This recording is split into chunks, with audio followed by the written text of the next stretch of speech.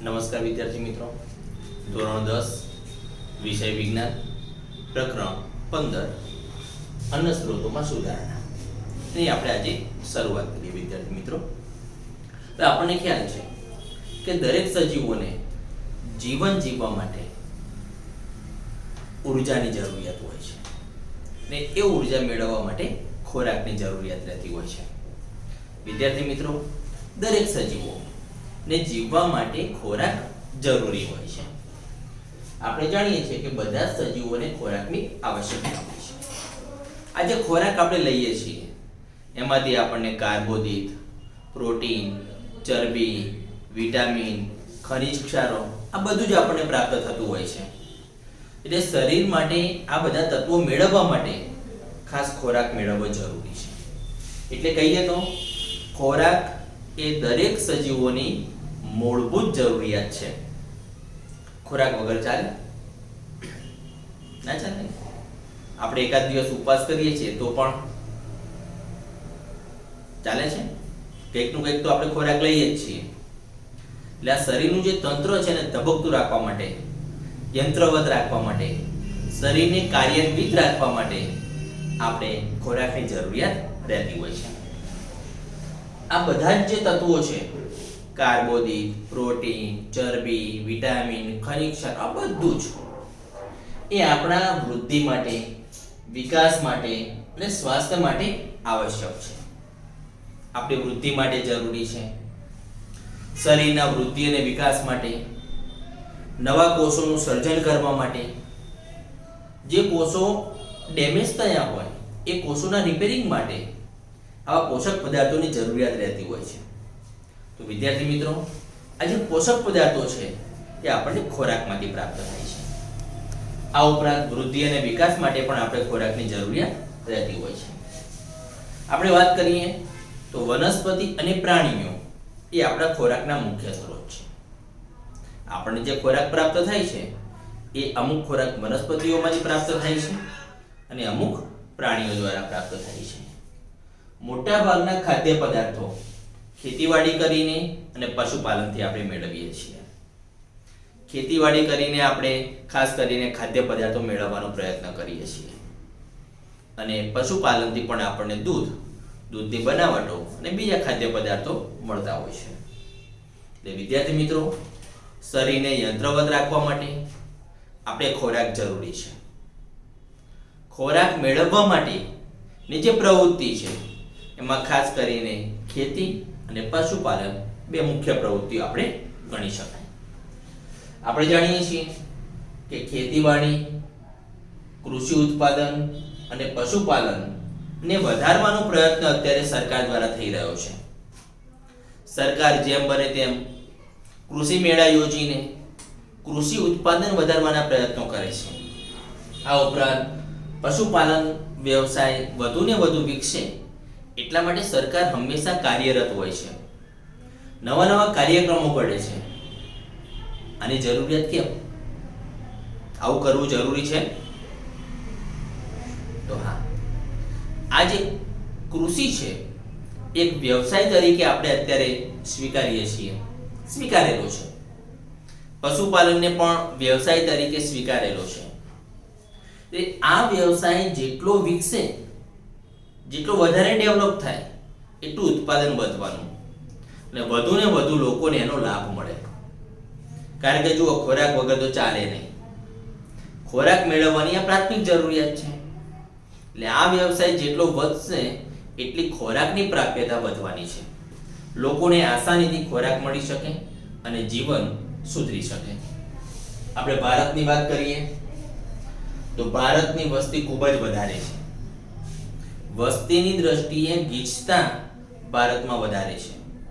તે નાની જગ્યામાં, ઓછી જગ્યામાં ઘણા બધા લોકો રહે છે એવું કહી શકાય. આપણા દેશની વસ્તી અત્યારે જોઈએ તો 1 બિલિયન એટલે કે 100 કરોડ કરતા પણ પાર થઈ ગઈ છે. 100 કરોડનો આંકડો તો ક્યારનો વટાવી ગઈ છે અને એમાં અત્યારે પણ સતત વધારો થઈ જ રહ્યો છે. દિવસે ને દિવસે ભારત દેશની વસ્તી જે છે સતત વધતી જાય છે. તો આ વધતી જતી જે વસ્તી છે એના માટે 1 બિલિયન ટનના ચોથા ભાગ જેટલા અન્ન ઉત્પાદનની જરૂરિયાત છે. 1 બિલિયન ટનનો ચોથો ભાગ આટલા અન્ન ઉત્પાદનની અત્યારની જરૂરિયાત છે.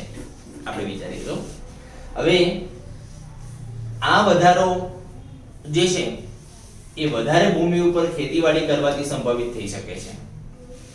આટલું અન્ન ઉત્પાદન મેળવવું હોય તો અત્યારે જે ભૂમિ ઉપર અન્ન ઉત્પાદન કરીએ છીએ એના કરતાં પણ વધારે ભૂમિ, વધારે જમીન ઉપર આપણે ખેતીવાડી કરવી પડશે. પણ ભારત દેશમાં શક્ય છે ના. કારણ ભારત દેશમાં ખેતીવાડી માટે જેટલી પ્રાપ્ત જમીન છે એ બધી જ જમીનનો આપણે લગભગ ઉપયોગ કરીને ખેતી કરીએ છીએ. વસ્તી વધે છે પણ સામે એ જમીન વધતી નથી. ખેતી લાયક જમીન હું કહું ત્યાં સુધી દિવસે દિવસે ઘટે છે એવું કહી શકાય. ખેતી લાયક જમીન જેટલી છે એ બધી જ જમીનમાં આપણે લગભગ ખેતી કરીએ છીએ. એટલે ખેતી માટે હવે વધારે જમીન પ્રાપ્ત કરવી મુશ્કેલ છે, નહીં મળી શકે. એટલે જેટલી જમીન છે એમાંથી જ હવે આપણે વધારે પાક ઉત્પાદન કરવું પડશે. તો હવે ઘણા બધા સ્થળો ઉપર આપણે ખેતી કરીએ છીએ, તે ખેતી માટે વધારે જમીન જે છે એ સંભવ નથી અને પાક ઉત્પાદન તથા પશુધનના ઉત્પાદનની ક્ષમતામાં પણ વધારો કરવો આવશ્યક છે. એટલે જેટલી જમીન છે એમાંથી જ આપણે વધારે પાક ઉત્પાદન મેળવવાનું છે, વધારે પશુપાલન વ્યવસાય પણ વિકસાવવાનો છે. કારણ જરૂરિયાત વધતી ગઈ છે પણ સામે જમીનમાં વધારો અત્યારે શક્ય નથી. તો હવે શું કરી શકાય? જમીન આપણી પાસે ખેતી લાયક મર્યાદિત છે અને એ જમીનમાંથી વધારે પાક ઉત્પાદન મેળવવા માટે કંઈક વૈજ્ઞાનિક અભિગમ અપનાવવો પડશે. આ જે વ્યવસાય છે, આ જે અન્ન ઉત્પાદનનો એક વ્યવસાય છે, એમાં કંઈક સુધારો કરવો પડશે, કંઈક નવી ટેકનોલોજીનો ઉમેરો કરવો પડશે કે જેથી આપણે વધારે પાક ઉત્પાદન આમાંથી મેળવી શકીએ. અત્યાર સુધી આપણે પાક ઉત્પાદન વધારવાના ઘણા બધા પ્રયત્નો કર્યા છે. એમાં ઘણે ખરે અંશે આપણે સફળ થયા પણ છીએ. ખાસ કરીને આપણે હરિયાળી ક્રાંતિની વાત કરીએ તો હરિયાળી ક્રાંતિના કારણે ખેતીના ઉત્પાદનમાં વધારો થયો છે.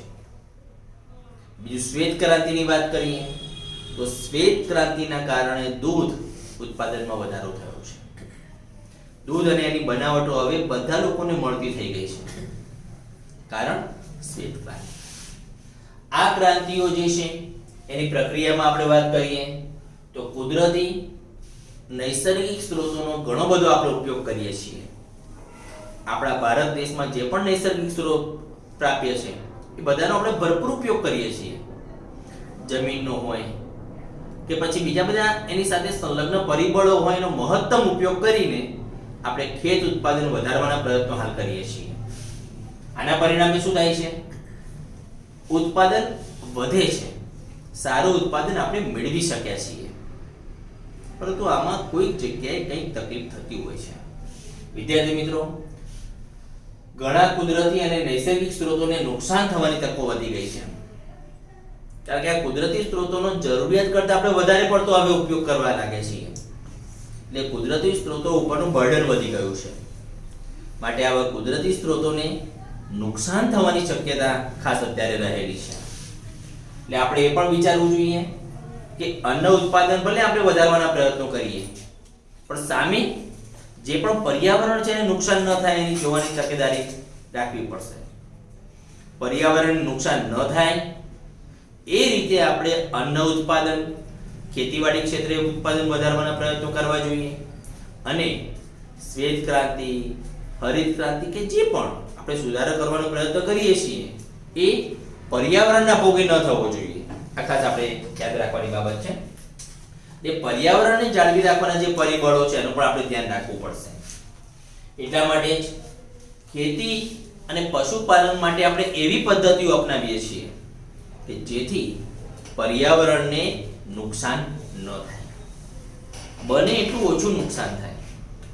સરકાર પણ આમાં કાર્યરત છે, સરકાર પણ આના માટે ચિંતિત છે એટલે સરકાર પણ એવા બધા કાર્યક્રમો ઘડી કાઢે છે કે જેથી પર્યાવરણને નુકસાન ન થાય અને સારામાં સારું પાક ઉત્પાદન આપણે મેળવી શકીએ.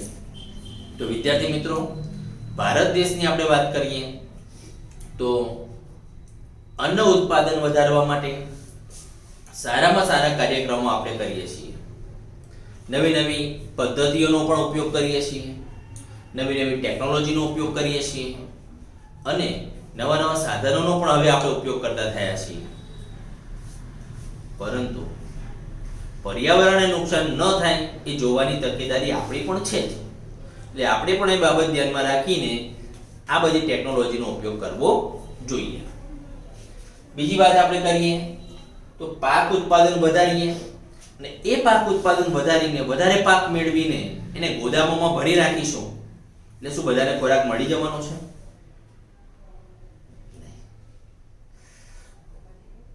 એ ખોરાક મેળવવા માટે, એ અનાજ મેળવવા માટે લોકો પાસે આર્થિક સદ્ધરતા પણ હોવી જોઈએ, પૈસા પણ હોવા જોઈએ. લોકો પાસે પૈસા ક્યાંથી આવશે?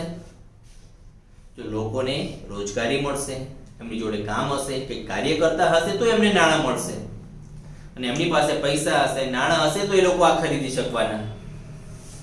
એટલે નાણાં મેળવવા માટે રોજગારી પણ હોવી જરૂરી છે. આ બીજી બાબત થઈ. કૃષિની સાથે સાથે લોકોને રોજગારી પણ મળી રહે એવી તકોનું આપણે સર્જન કરવું અત્યારે જરૂરી છે.